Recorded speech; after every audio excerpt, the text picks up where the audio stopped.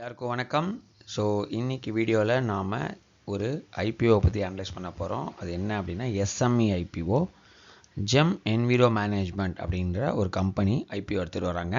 அந்த ஐபிஓ பற்றி டீட்டெயில்டாக அனலைஸ் பண்ணால் வாங்க வீடியோக்குள்ளே போகலாம். இந்த கம்பெனியோட முழு பெயர் பார்த்தோம் அப்படின்னா ஜெம் என்விரோ மேனேஜ்மெண்ட் லிமிடெட். 2013 இந்த கம்பெனியை இன்கார்பரேட் பண்ணியிருக்காங்க. அவங்க பேசிக்காக என்ன பண்ணுறாங்க அப்படின்னு பார்த்தோன்னா வேஸ்ட் மேனேஜ்மெண்ட் ஹேண்டில் பண்ணுறாங்க. So plastic waste, packaging waste, இந்த மாதிரி ரீசைக்ளிங் பண்ணிவிட்டு அந்த பிஸ்னஸில் ஈடுபட்டுருக்காங்க. ஸோ அவங்களுடைய கம்பெனியில் 4 டிவிஷன் இருக்குது. ஃபஸ்ட்டு பார்த்தோம் அப்படின்னா EPR consultancy and fulfilment of plastic waste அப்படின்னு ஒரு டிபார்ட்மெண்ட் இருக்குது. Second collection and recycling of industrial waste இருக்குது.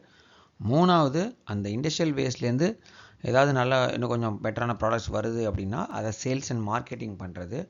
நாலாவது இஎஸ்ஜி கன்சல்ட்டிங், என்விரான்மெண்ட் ரிலேட்டடாக கன்சல்ட்டிங் பண்ணுறது அண்ட் சஸ்டைனபிலிட்டி ரிப்போர்ட்டிங், அந்த மாதிரி பிஸ்னஸ் வச்சுருக்காங்க. மொத்தம் 4 விதமான பிஸ்னஸ் மாடியூல்ஸ் அவங்களோட கம்பெனியில் இருக்குது.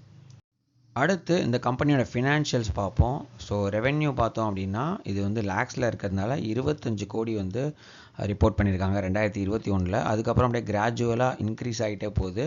So last year full financial year பார்த்தோன்னா 42 கோடி ரெவென்யூ அவங்க காமிச்சிருக்காங்க. அதே மாதிரி ப்ராஃபிட் ஆஃப்டர் டேக்ஸும் பார்த்தீங்கன்னா 10 கோடி காமிச்சிருக்காங்க. அதுவுமே கிராஜுவலாக இன்க்ரீஸ் ஆகிட்டு க்ரோத்து நல்லாவே இருக்குது. ஸோ இந்த வருஷம் பார்த்தீங்கன்னா ஒரு 9 மாதத்துக்கு காமிச்சிருக்காங்க. அதாவது 31 மார்ச் 2024 வரைக்கும் காமிக்காமல் 31 டிசம்பர் வரைக்கும் தான் ரிப்போர்ட் பண்ணியிருக்காங்க. அது பார்த்தோன்னா கிட்டத்தட்ட 26 கோடி 9 மாதத்தில் பண்ணியிருக்காங்க.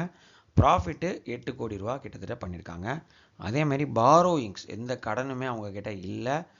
ரிசர்வ்ஸ் அண்ட் சர்ப்ளஸில் தான் இருக்காங்க. 20 கோடி ரூபா நெட் கேஷில் தான் கம்பெனி ரன் பண்ணிகிட்ருக்காங்க.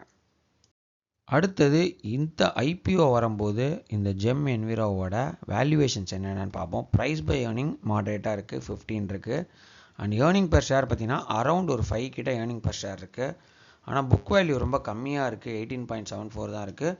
ப்ரைஸ் டு புக்கும் பார்த்தீங்கன்னா 5 மடங்கு இருக்குது. இது கொஞ்சம் எக்ஸ்பென்சிவ் அப்படின்னு சொல்லலாம்.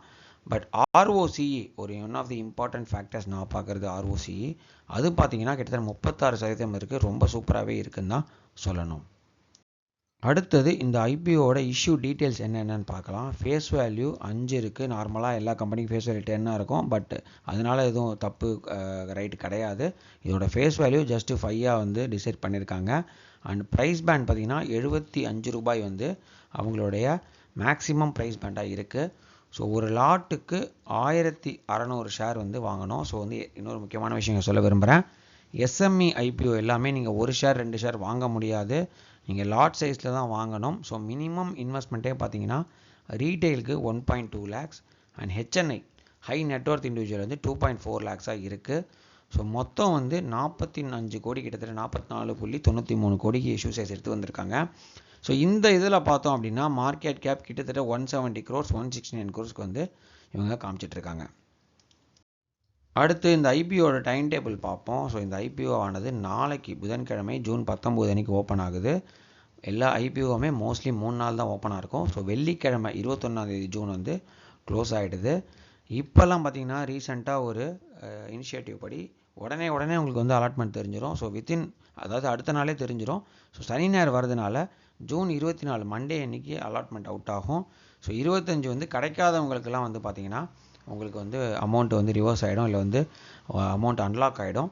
ஸோ கிடச்சவங்களுக்கு ஐபிஓ அலாட் ஆனவங்களுக்கு அன்றைக்கே ஷேர்ஸ் கிரெடிட் ஆகிடும். ஸோ 26 லிஸ்ட் ஆகுது. ஸோ நாளைக்கு புதன்கிழமை இந்த ஐபிஓ ஓப்பன் ஆகுது. அடுத்த வார புதன்கிழமை ஜூன் 26 லிஸ்டிங் டேட்னு அறிவிச்சிருக்காங்க. ஸோ ஐபிஓஸை பொறுத்த வரைக்கும் கிரே மார்க்கெட் டிமாண்ட் அப்படின்னு சொல்லிட்டு ஒரு அன்அஃபிஷியல் திங் ஒன்று இருக்குது. அது not legal, at the same time not illegal. So ஒரு கிரே மார்க்கெட்டில் எப்படி டிமாண்ட் இருக்குதுன்னு பொறுத்து தான் லிஸ்டிங் கெயின்ஸ் ப்ரெடிக்ட் ஆகும். கிட்டத்தட்ட ஒரு 70% 80% இது கரெக்டாக தான் இருக்கும். ஸோ அந்த மாதிரி பார்க்கும்போது கிரே மார்க்கெட்டில் கிட்டத்தட்ட 82% ப்ராஃபிட் இந்த ஐபிஓவில் வரும். அப்ளை பண்ணி அலாட் ஆச்சுன்னா உங்களுக்கு 82% இது வரைக்கும் ப்ராஃபிட் கிடைக்கும் அப்படின்னு சொல்லிட்டுருக்காங்க.